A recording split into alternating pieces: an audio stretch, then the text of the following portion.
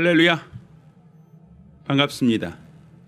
자, 지금부터 2022년 1월 23일 주일 예배를 시작하겠습니다. 자, 함께 부르실 곡은 주의 손에 나의 손을 포개고라는 곡입니다. 함께 부르시며 하나님께 영광 돌리겠습니다.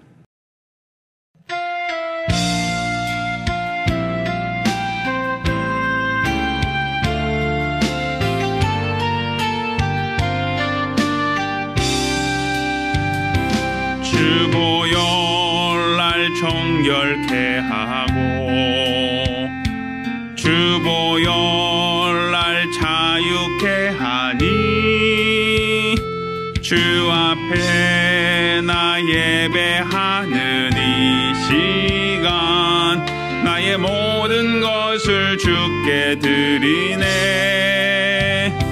주의 손 날 위해 씻기셨고 주의 발 날 위에 박히셨으니 이제는 내가 사는 것이 아니요 오직 주를 위해 사는 것이라.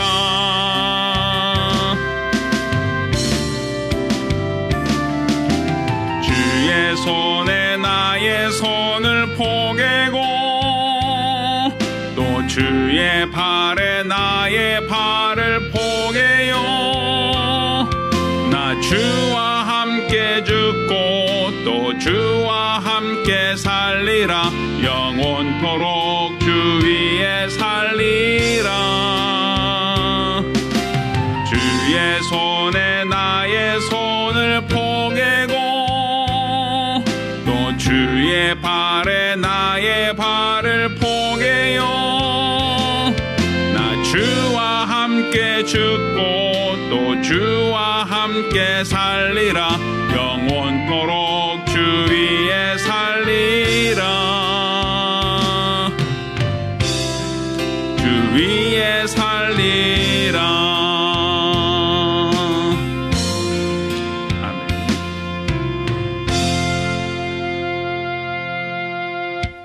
예배송 부르시며 주일 예배를 시작합니다.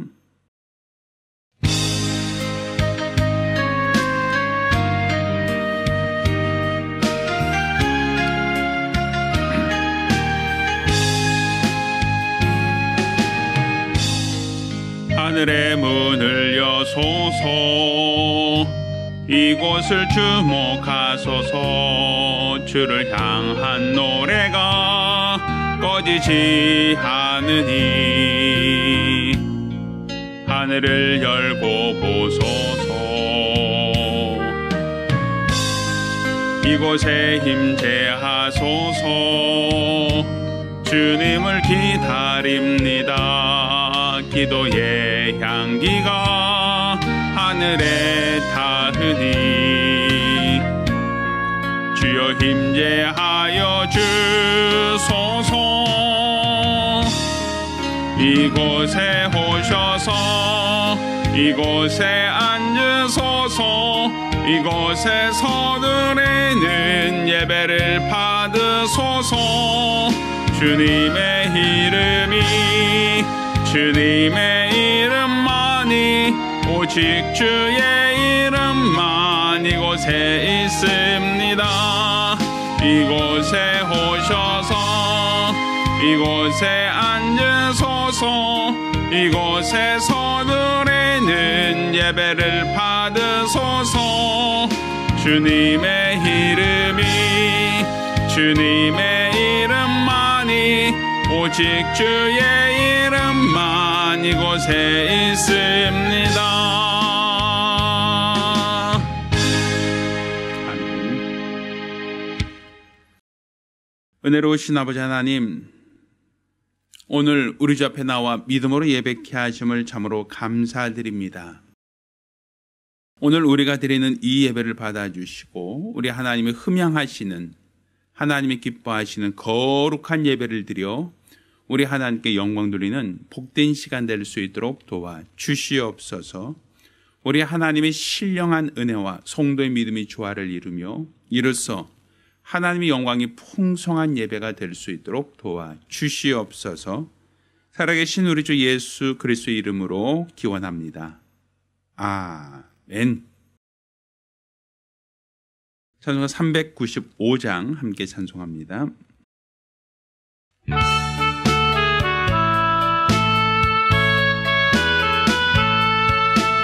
너 시험을 당해 범죄치 말고 너 용기를 다해 곧 물리쳐라.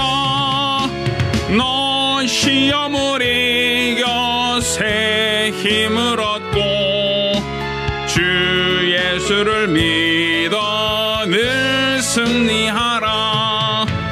우리 구주의 힘과 그의 위로를 빌라. 주님 내 편에 서서 항상 도우시리. 내 친구를 삼가 잘 선택하고 너 언행을 삼가 늘 조심하라. 너 열심을 다해 늘 충성하고 온 정성을 다해 주 봉사하라. 우리 구주의 힘과 그의 위로를 빌라. 주님 내 편에 서서 항상 도우시리. 잘 이기는 자는 상 주시리니 너 낙심치 말고 늘 전진하라. 내 구세주 예수 힘 주시리니 주 예수를 믿어 늘 승리하라. 우리 구주의 힘과 그의 위로를 빌라. 주님 내 편에 서서 항상 도우시리. 우리가 기도합니다. 우리가 기도하실 때 지난 한 주간 우리가 우리 하나님 앞에 거짓되고 게을렀던 우리 모든 과오를 돌아보며 한 목소리로 참회 기도합니다.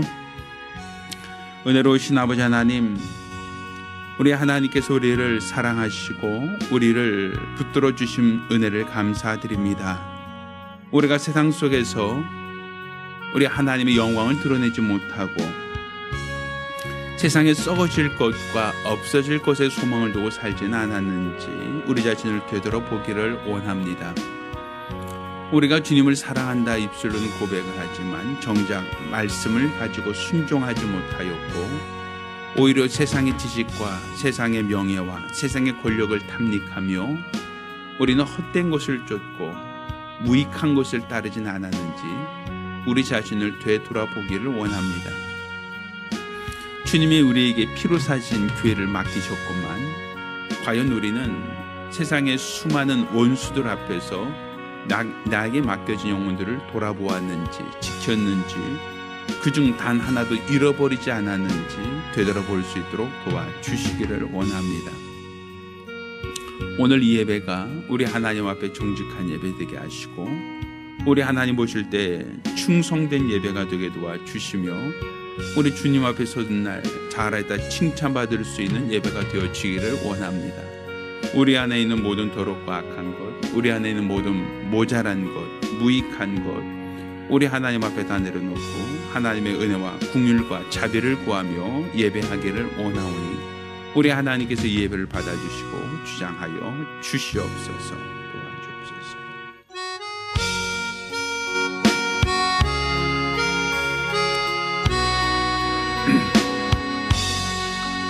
모든 영광을 하나님께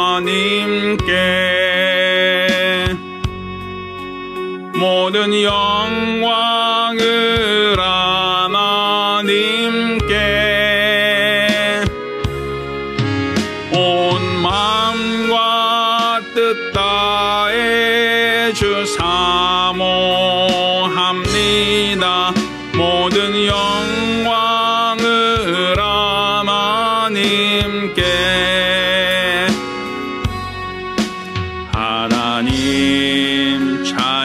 받으소서. 하나님 찬양 받으소서. 온 마음과 뜻 다해 주 찬양합니다. 하나님 찬양 받으소서.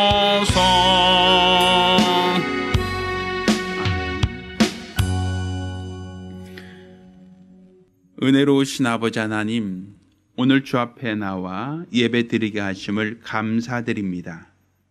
또 오늘 주 앞에 나올 때 믿음으로 나와 예물 드리게 한 주님의 은혜를 감사드립니다.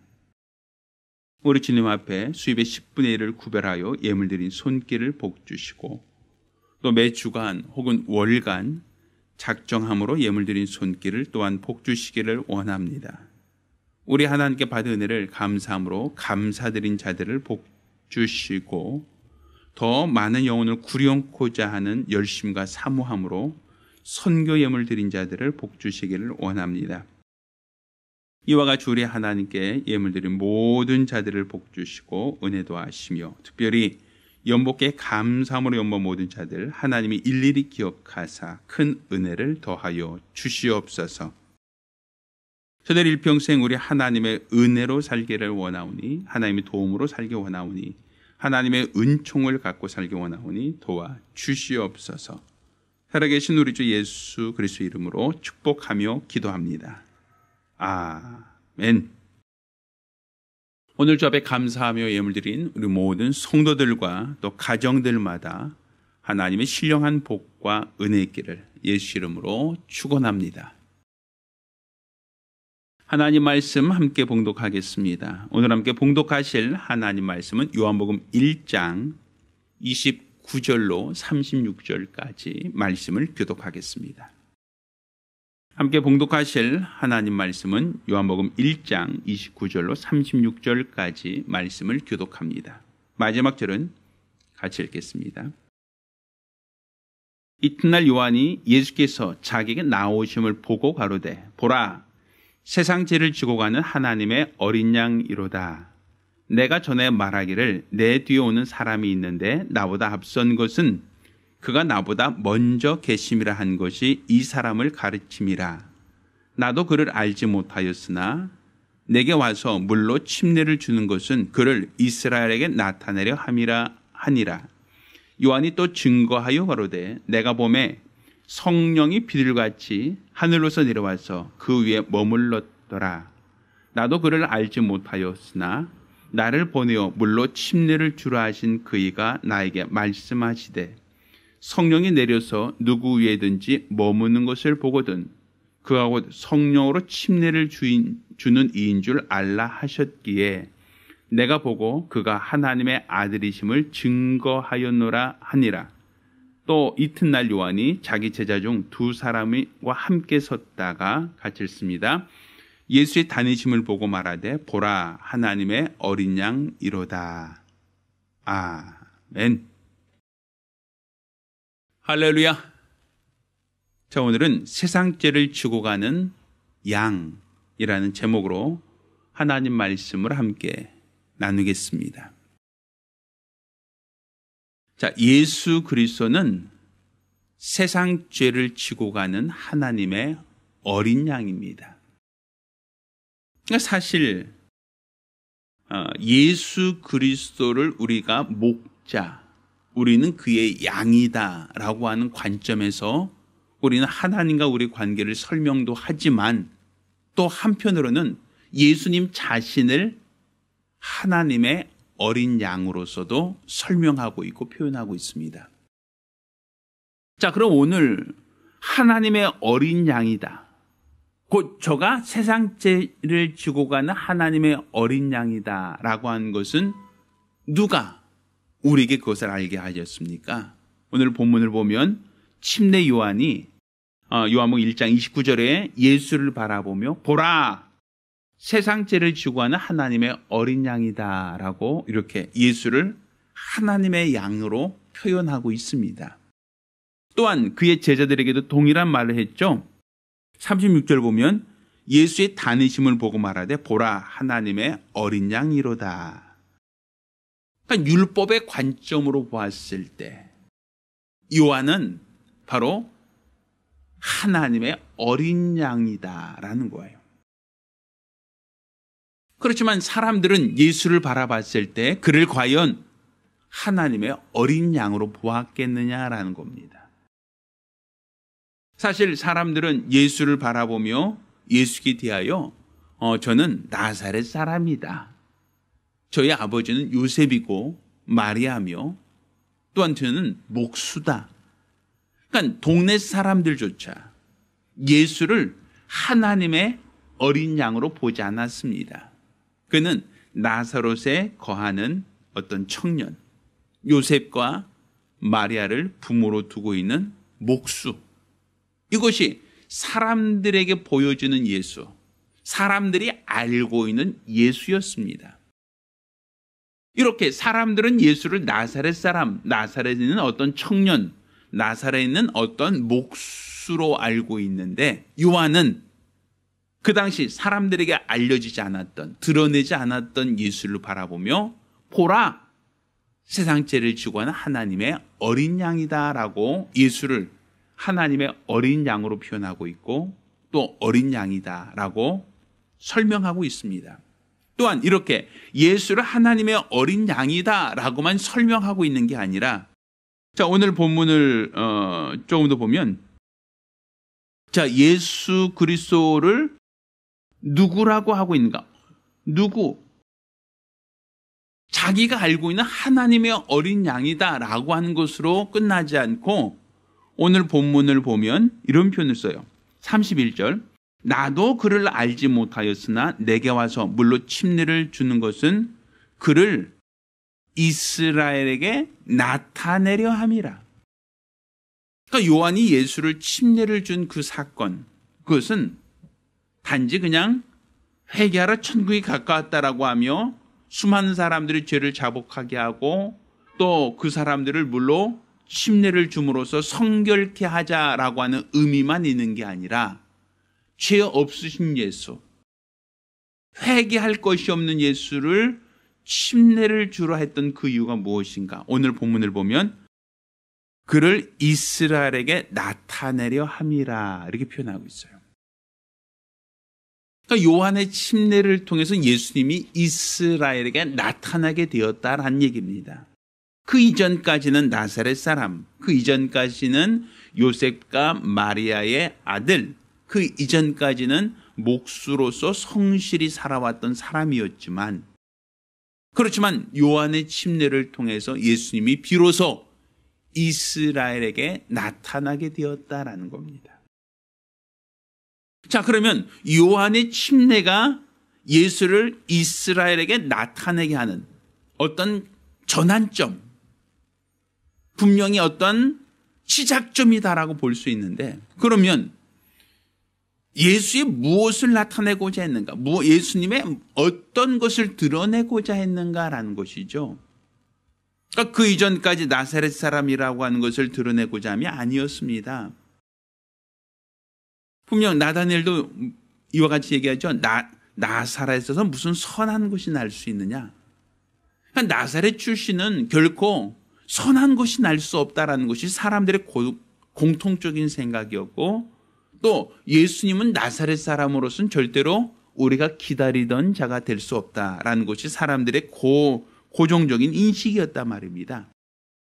그런데 예수님이 침례를 받으심으로써 예수님을 이스라엘에게 나타내셨다. 곧 율법의 눈으로 봤을 때 그는 그냥 나사렛 사람, 목수가 아니라 하나님의 어린 양으로 봐야 된다는 거예요.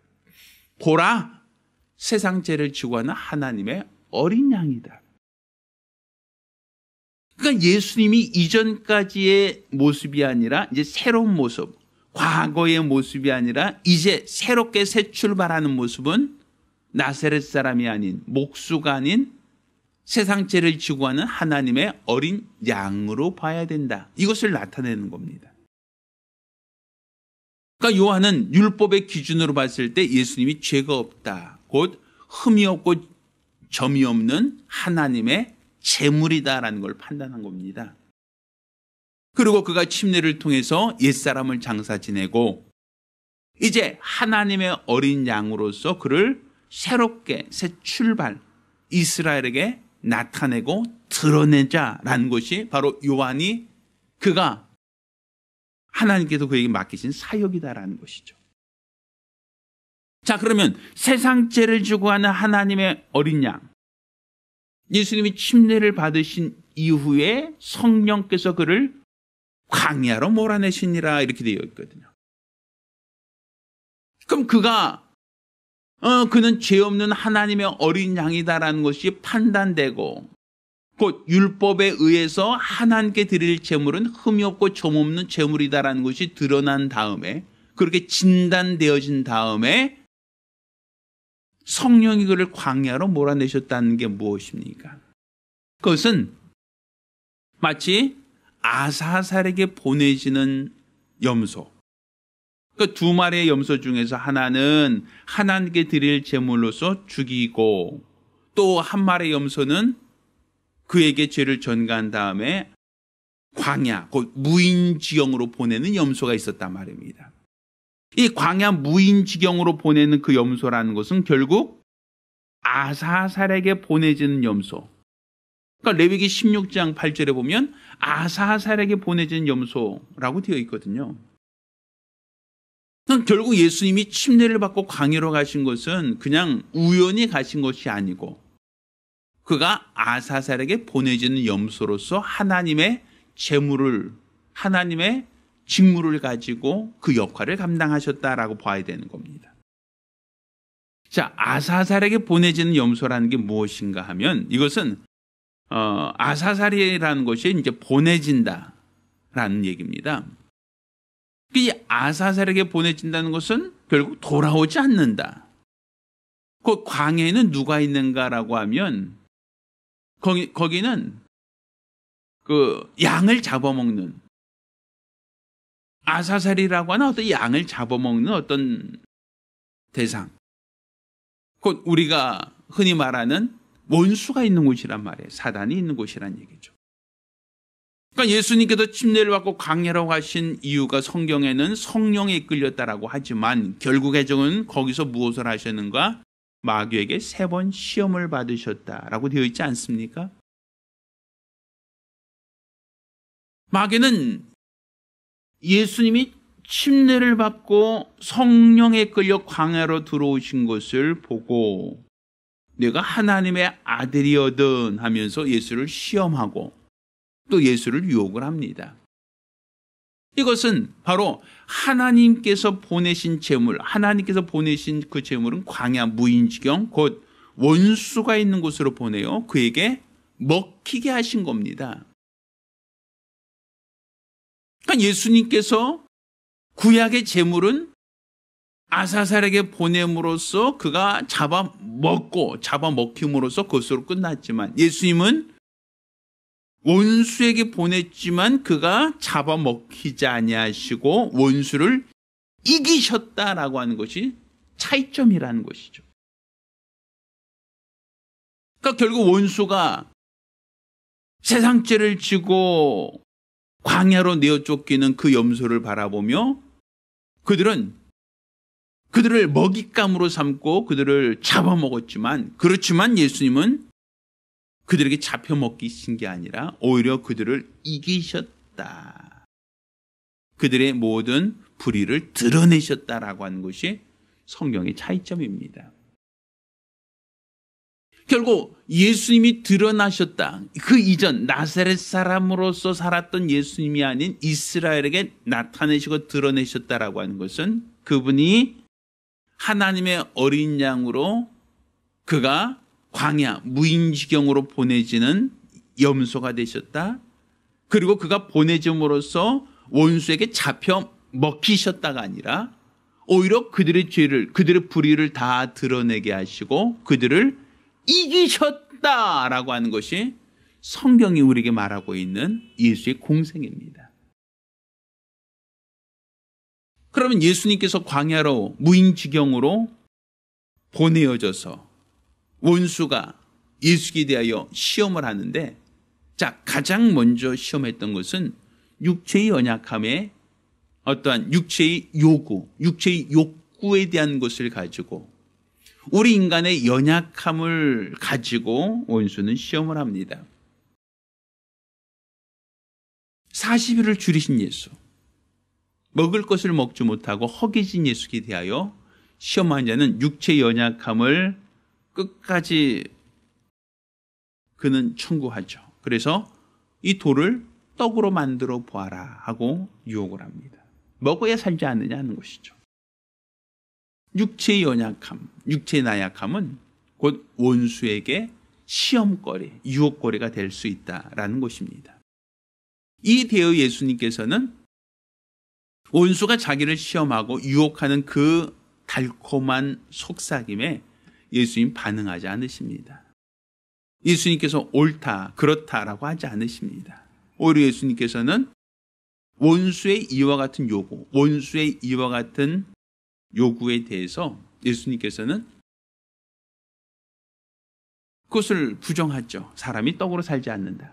오직 하나님에서 나오는 말씀으로 사는 것이다 라고 시험을 이기십니다. 또 원수는 예수를 시험할 때 높은 성으로 데려다가 그를 뛰어내리라고 합니다. 능력을 보여달라는 것이죠. 내가 하나님의 아들이거든 그 확실한 증거를 사람에게 보여주어라 라고 하는 거예요. 그러니까 자기 자신을 나타내고 드러내라는 것이죠. 사람들에게 내 자신을 드러내라. 네가 하나님의 아들이라면 네 자신을 드러내봐라. 증명해봐라. 예수님께서는 그가 세상 죄를 지고 간 하나님의 어린 양으로서 나타내지 자기 자신의 능력을 드러내고 사람들에게 자신을 과시하려고 하진 않으셨다라는 거예요. 주 너희 하나님을 시험치 말라는 것이죠. 그러자 이제 원수가 본색을 드러냅니다. 그 본색이라는 것은 천하 영광을 다 보여준 이후에 나에게 경배하면 이 모든 것을 너에게 주겠다라고 얘기합니다. 곧 하나님의 아들에게 나에게 경배하라는 거예요. 나에게 절하라는 거예요. 이것은 사단이 그가 지극히 높은 자와 비길이라 라고 했던 것이 천사의 타락 아닙니까? 또 이렇게 지극히 높은 자와 비길이라 했던 이 루시퍼가 첫사람 아담, 에덴에 있던 그 아담을 속여서 그에게 선악과를 먹게 했던 그 이유도 무엇이었습니까? 그것은 내가 이것을 먹으면 내 눈이 밝아 너도 하나님처럼 될 수 있다라고 하는 것이 아담과 하와에게 선악과를 먹게 한 어떠한 유혹의 이야기란 말이에요. 유혹의 어떤 조건이죠. 그러니까 결국 원수는 끊임없이 무엇을 요구합니까? 높아지려고 하는 마음. 지극히 높은 자와 비길이라고 하는 마음. 끊임없이 자신을 높여서 지극히 높은 자와 비길이라고 하는 것이 원수의 생각이고 원수의 욕구입니다. 또 본인이 이러한 욕구를 가지고 교만의 마음으로 타락했던 것처럼 첫사람 아담과 하와에게도 내가 선악과를 먹으면 내 눈이 밝아 너도 하나님처럼 곧 하나님과 비길 수 있다라고 얘기함으로써 그를 자기 지위를 떠나게 하고 하나님과 동등됨으로 그렇게 자신을 높일 수 있다라고 유혹하는 겁니다. 그러니 마귀가 예수를 시험했던 그 세 번째 시험이 천하 영광을 보여주면 나에게 경배하라. 그러니까 내가 하나님의 아들의 경배를 받는 자, 하나님의 아들로 오신 이가 나를 섬기는 자가 되기를 원한다라는 것. 교만이죠. 이런 교만에 대해서 예수님 뭐라고 말씀하십니까?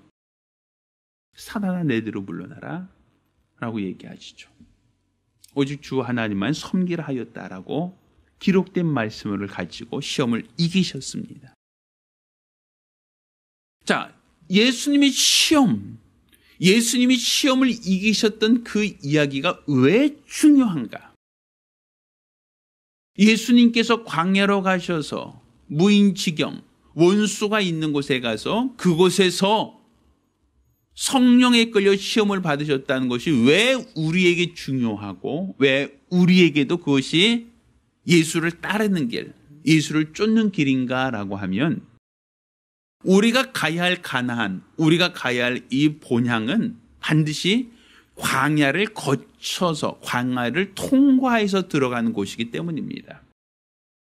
마치 이 광야라는 것은 가나안에 들어가는 길목, 어떻게 본다면 그 통과를 해야만, 그 길을 통과해야만 원하는 목적지로 갈 수 있듯이 바로 우리 인생길 모두가 하나님이 우리 인도하신 그 길은 해변길이 아니라 홍해를 건너 광야길로 간다라는 것이죠. 우리가 잘 알고 있는 것처럼 모세가 애굽에 430년간 그가 종살이하고 있는 이스라엘 백성을 이끌고 그가 애굽에서 탈출했을 때 하나님께서는 구름 기둥과 불 기둥으로 모세가 가야 할 길을 인도하셨는데 모세는 애굽에서 가나안으로 갈 수 있는 가장 가까운 길, 가장 좋고 편한 길, 대부분 무역하는 사람들이 다니던 그 무역로, 곧 해변길로 가서 가나안으로 들어간 게 아니라 그를 광야길로 인도했습니다. 그가 광야길로 갔다라고 하는 것은 먼저 홍해를 건너는 구름과 물 가운데 우리 조상이 침례를 받았다라고 하지 않습니까? 그러니까 침례를 받고 난 이후 물을 통과하고 난 다음에 비로소 그들 앞에는 광야, 그들이 지나가야 할 광야가 있었다라는 거예요.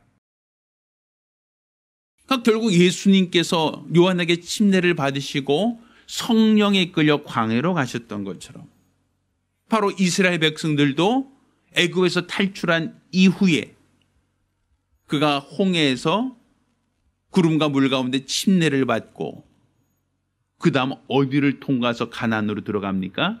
광야를 통과해서라고 돼 있단 말이에요. 그러니 이 광야를 통과한다라고 하는 것은 어떠한 그냥 하나의 어떠한 회피할 수 있는 거기서 그냥 건너뛸 수 있는 곳이 아니라 반드시 통과해야 될 가나안으로 들어가기 위한 길목이다라고 볼 수 있는 겁니다. 이 광야는 뭐가 있습니까? 물이 없고 간주한 땅이다라고 말하고 있죠. 불뱀과 전갈이 있는 곳이다라고 말하고 있지 않습니까?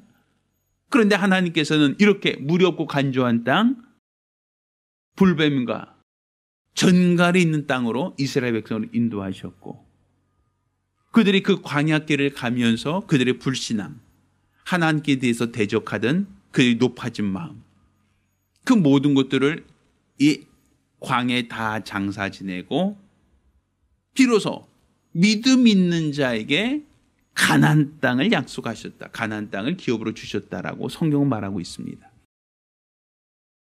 그러니 모세가 인도했던 길이 바로 하나님이 인도하셨던 길이고 그 길은 바로 홍해를 지나서 광야를 거쳐 가나안으로 가는 그 여정이었던 것처럼 예수님께서도 그가 하나님이 예비하신 저 하늘나라 영광의 나라에 들어가기까지 그는 광야를 먼저 통과하셨다. 광야길을 먼저 지나가셨다라는 거예요. 불뱀과 전갈이 있는 곳을 먼저 지나가셨다. 마치 어린 양처럼 호롤단신 아사셀에게 보내졌다라는 것이죠. 그러니 예수님께서 시험을 받았던 것처럼 이스라엘 백성들 광야에서 시험을 받습니다. 먹을 것이 없어서 시험을 받죠. 마실 물이 없어서 시험을 받죠. 예수님도 40일을 줄이시면서 먹을 것과 마실 것이 없는 그 고난, 극한 환경에 예수님도 동일하게 경험하십니다. 예수님도 그렇게 광야를 동일하게 지나서 하나님이 약속하신 땅, 저 하늘나라 영광의 나라에 들어갈 수 있었던 것처럼 우리가 예수를 따르는, 예수를 쫓는 예수님의 제자가 되고자 한다면 앞서가신 예수를 따라가야 하는 겁니다. 마치 이스라엘 백성이 모세를 따라, 모세의 인도를 따라 홍해를 지나 그들이 광야길을 거쳐 가나안으로 들어가게 했던 것처럼 우리도 앞서가신 예수를 따라서 예수를 쫓아서 그리스도와 함께 침례를 받고 그리스도와 함께 광야로 내몰려야 된다는 얘기입니다. 그렇지만 여기서 광야로 내몰린다는 것은 이스라엘 백성이 하나님을 대적하다가 하나님을 시험하다가 그들이 애굽 땅은 벗어났지만 광야는 벗어나지 못하고 믿음이 없음으로 말미암아 그들은 그곳에 뼈를 묻은 사람이 얼마나 많습니까?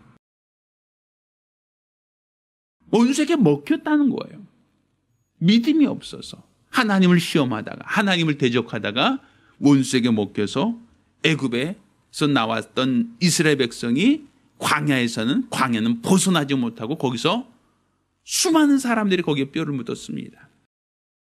그렇지만 여호수아를 따라 믿음 있는 자들이 요단을 건너 가나안 땅으로 들어갔던 것처럼 우리 역시도 곧 예수아를 따라서 우리 주님의 나라에 들어가기 위해서는 광야에서의 모든 시험을 이기는 자가 되어야 된다는 것이죠. 우리를 끊임없이 밀가부로도 청구하고 있는 원수가 있는 곳. 밤낮 하나님이 택한 자들을 삼키려고 하는 우는 사자가 있는 곳. 그곳을 바로 앞서가신 예수를 따라 우리가 광야길을 지나가야 하는, 광야길을 우리가 이기고 가야 하는 우리 주의 제자들, 우리 제자의 삶이 있다는 것이죠. 그러면 어떻게 하면 이 광야길을 이겨낼 수 있고 어떻게 하면 시험을 이기고 이 길을 통과할 수 있느냐라는 거예요. 예수님처럼 이 광야길을 통과하기 위해서는 예수님이 하셨던 방법을 우리가 주목할 필요가 있습니다. 그는 호롤단신 광야로 내보내졌고 원수에게 먹잇감으로 내던졌지만 그렇지만 원수가 그를 감히 삼키지 못하고 그가 이기고 승리하고 그가 하나님의 영광의 나라에 들어갔던 것처럼 우리도 세상을 이기고 주님의 나라, 영광의 나라에 가기 위해서는 우리 역시 예수님이 하셨던 것처럼 어떤 시험이 오더라도 어떤 유혹이 있다 할지라도 우리는 하나님의 말씀을 의지하여 시험을 이기는 자들이 되셔야 됩니다. 예수님께서 그 극한 굶주림 속에서도 시험하는 자가 돌을 떡으로 만들어 봐라 라고 하는 그 달콤한 그 유혹의 말을 들었을 때 예수님은 그 말에 동의하지 않으셨습니다. 사람이 떡으로 살지 않는다. 오직 하나님의 말씀으로 사는 자다라고 하며 시험을 이기셨죠. 너희 능력을 나타내 보아라. 너희 능력을 보여달라. 높은 성에서 뛰어내리면 분명 하나님이 천사들로 너를 붙들어 주실 것이다. 너희 발이 땅에 부딪히지 않도록 하나님이 보호할 것이다 라고 하는 그러한 유혹에 대하여 주 너희 하나님을 시험치 말라 했습니다. 또 나에게 경배하면 이 모든 영광을 너희에게 천하 영광을 주겠다라고 한 유혹에 대해서도 예수님은 그들의 교만을 동의하지 않으셨죠. 사단아 너희들로 물러가라고 예수님은 말씀을 의지하여 그 모든 시험을 이기셨습니다. 그렇다면 우리가 광야로 보내졌다는 것은 원수들에게 먹잇감으로 보내진 게 아니라 우리 주님처럼 그 모든 시험, 극한 시험을 이기고 주님이 약속하신 나라 가나안 땅에 들어갈 수 있도록 시험을 이기고 예수를 따라오라는 거예요. 너에게 오는 수많은 불시험이 있을 것이지만 그 시험을 이기고 앞서가신 예수를 따라오라는 거예요. 앞서가신 예수를 쫓아오라는 거예요. 믿음이 없어서 망하지 말고 하나님을 시험하다가 하나님을 의심하다가 망하지 말고 어떤 시험이 있다 할지라도 주의 말씀을 의지하여 시험을 이기고 앞서가신 예수를 따라와라. 앞서가신 예수를 쫓아오라는 겁니다. 그런 자만이 광야를 지나 하나님이 약속하신 가나안 땅에 들어갈 수 있는 자요. 이렇게 세상 광야 같은 세상을 지나서 우리 주님이 약속하신 저 하늘나라 영광의 나라에 들어갈 수 있는 주님의 권속이 될 수 있는 겁니다. 바로 침례 요한은 예수를 세상에 나타내 보였습니다. 세상에 드러내 보였습니다. 그가 세상에 보이신 것은 죄 없으신 하나님의 어린 양이었습니다. 호롤단신으로 광야로 내보내지는 양이었습니다. 그렇지만 그가 광야로 가서 아사셀에게 잡혀 먹힌 것이 아니라 그 모든 시험을 이기고 그가 하나님의 영광의 나라에 들어간 것을 우리에게 보이며, 너도 나를 따라오라는 것은 비록 광야, 무인지경, 원수가 우리를 삼키려고 하는 곳, 원수가 우리를 잡아먹으려고 하는 곳, 그렇지만 너희가 그들에게 잡혀먹지 말고 그 시험을 이기고 앞서가신 예수를 따라서 승리하고 따라오라는 겁니다. 그러니 우리가 홍해를 건너듯 침례를 받았고 이제 종에 속한 사람, 과거 죄악에 속한 사람을 장사 짓는 바 되었다라고 한다면 이제 예수를 따르는 예수의 제자가 되어야 됩니다. 원수가 있는 곳, 원수가 시험하는 곳, 원수가 유혹하는 곳, 그곳을 지난다 할지라도 우리가 앞서가신 예수가 이기고 가신 것처럼 우리도 그 모든 시험을 이기고 가야 됩니다. 비록 우리 삶 속에 사망의 음침한 골짜기가 놓여져 있다 할지라도, 우리를 삼키려고 하는 수많은 원수가 있다 할지라도 그들에게 잡혀먹지 말고 그들을 말씀으로 이기고 세상을 이기는 자, 그게 바로 주님이 원하시는 자요, 우리 주님이 기뻐하시는 성도라고 볼 수 있습니다. 우리 금년 한 해 말씀하시는 나를 따라오라 말씀하지 않습니까? 우리 주님이 나를 따라오라는 것은 편안한 길, 형통한 길, 많은 사람이 가는 넓고 큰 길이 아니라 오히려 사람들이 찾지 않는 길, 좁고 협착한 길, 그 길은 곧 우리 주님이 앞서가신 광야길이다라고 볼 수 있는 겁니다. 따라서 그가 어린 양으로서 먼저 앞서서 광야길로 들어가셨으니, 그리고 광야길을 가면서 그가 잡혀먹지 않고 그 모든 시험을 이기고 그가 하나님이 약속하신 영광의 나라에 들어가신 것을 우리가 보았으니, 이제 우리가 예수를 따르는 그의 제자로서 우리 역시도 침례를 받고 우리 앞에 있는 이 광야길을 거닐 때 육체의 연약함으로 말미암아 마음의 원함이 있으나 육체가 약하다라고 하는 연약한 육체를 핑계로 거기 넘어지고 원수에게 잡혀먹힐 것이 아니라 연약한 육체를 말씀을 의지하여 이기고 우리를 높이려고 하는 수많은 유혹과 수많은 원수의 모든 꾀임을 우리가 말씀을 의지하여 이기고 오직 하나님께만 섬기려고 하는, 오직 하나님께만 영광 돌리고자 하는 주님의 제자로서 앞서가신 예수를 따라가는 거룩한 성도가 되기를 예수 이름으로 축원합니다. 우리가 사는 이 삶, 우리는 요단강 건너가 만날이 며칠 후 노래하지 않습니까? 그 얘기는 다른 말로 지금 우리가 거닐고 있는 이 길이 광야길이다라고 그렇게 얘기할 수 있는 겁니다. 최근 우리는 코로나로 인해서 이전까지 우리가 경험해 보지 못한 수많은 유혹을 받고 있습니다. 실제로 우리 교인들만 해도 코로나 이전과 이후 교회 예배 출석하는 성도들의 인원이 많이 감소되었다는 것을 우리는 경험할 수 있죠. 우리가 이런 시험이 코로나라고 하는 단 한 번의 시험으로 끝나지 않습니다. 우리가 광야 같은 세상을 사는 동안 이 코로나가 우리의 믿음을 시험하고 흔들었던 것처럼 또 다른 시험, 또 다른 유혹은 우리 앞에 숱하게 놓여 있을 수 있습니다. 우리들은 언제든지 그들에게 먹잇감으로 노출될 수 있고, 원수는 예수를 3번이나 시험했던 것처럼 또 다른 방법으로, 또 다른 유혹으로 우리를 시험할 수 있습니다.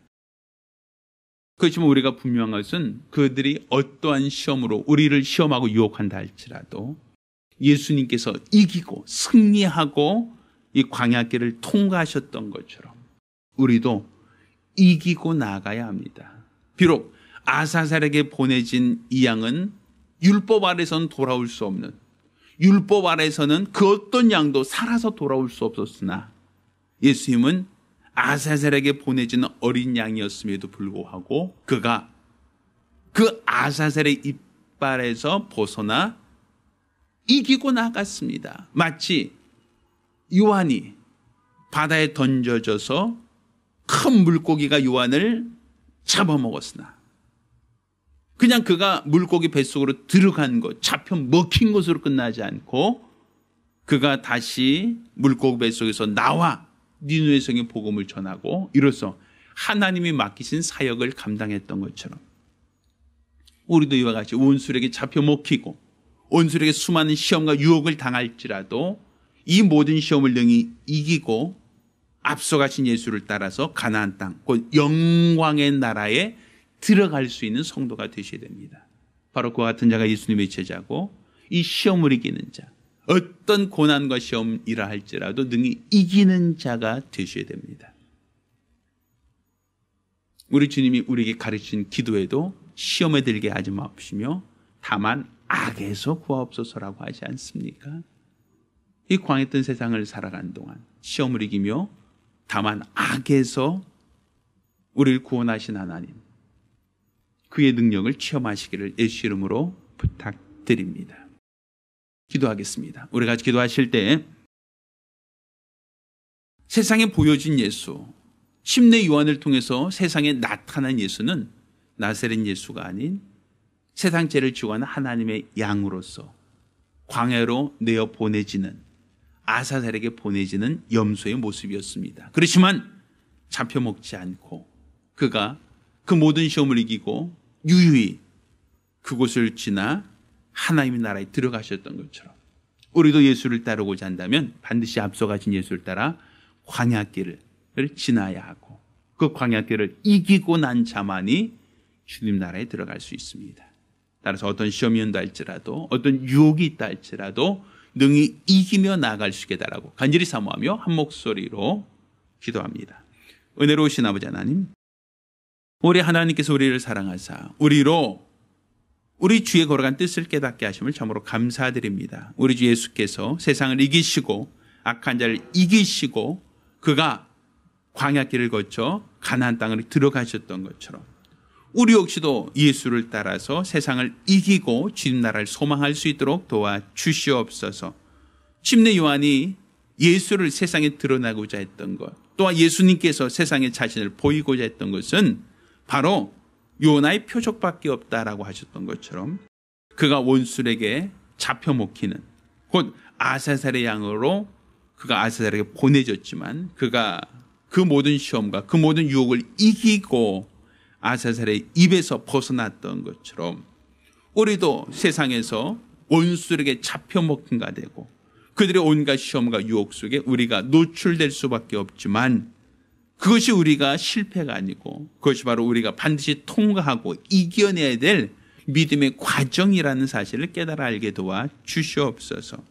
따라서 우리에게 어떠한 불시험이 있다 할지라도 어떤 시험과 유혹이 있다 할지라도 적당히 타협할 것이 아니라 그 모든 시험을 이기고 앞서가신 예수님처럼 우리도 이기고 주의 말씀을 의지하여 이기고 주님을 따르는 주님의 제자들이 될 수 있도록 도와 주시옵소서. 이로써 주 앞에 섰는 날 잘하였다고 칭찬받는 복되고 거룩한 성도들이 될 수 있도록 도와 주시옵소서.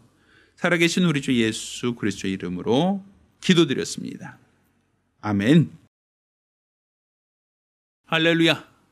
예수를 따라서 예수를 쫓아서 이 광야 같은 세상을 능히 이기고 우리 주 앞에 나아갈 수 있는 거룩하고 복된 성도들이 되기를 예수 이름으로 축원합니다.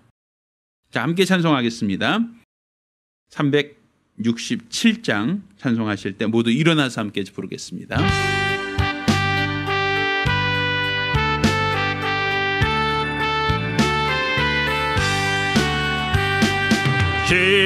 십자가를 내가 지고 주를 따라가도다.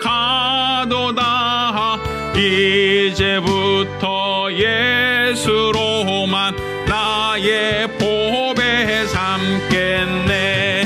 세상에서 부귀 영화 모두 잃어버려도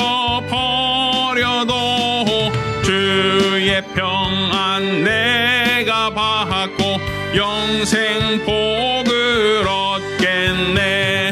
주도 곤욕 당했으니 나도 곤욕 당하 친구 간사하되 예수 진실하도다.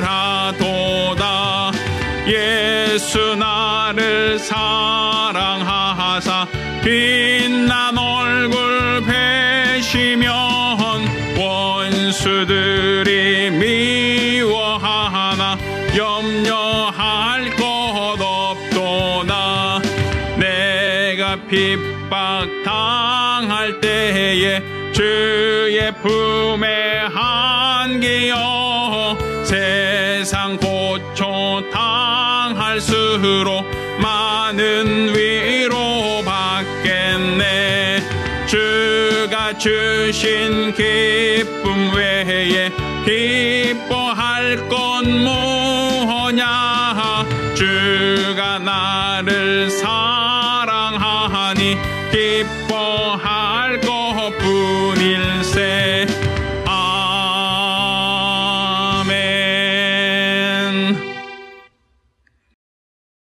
이제는 우리 주 예수 그리스도의 은혜와 아버지 하나님의 극진하신 사랑과 보혜사 성령님의 교통하셔 역사하심이 오늘 이와 같이 우리 주님을 따라서 주님을 쫓아서 광야길, 그 원수가 시험하고 유혹하는 길, 이 모든 시험을 이기고 우리 주님 앞서 가신 영광의 나라에 들어가길 소망한 우리 모든 성도들과 가정들 위해 이제로부터 영원까지 함께 있을지어다. 아멘.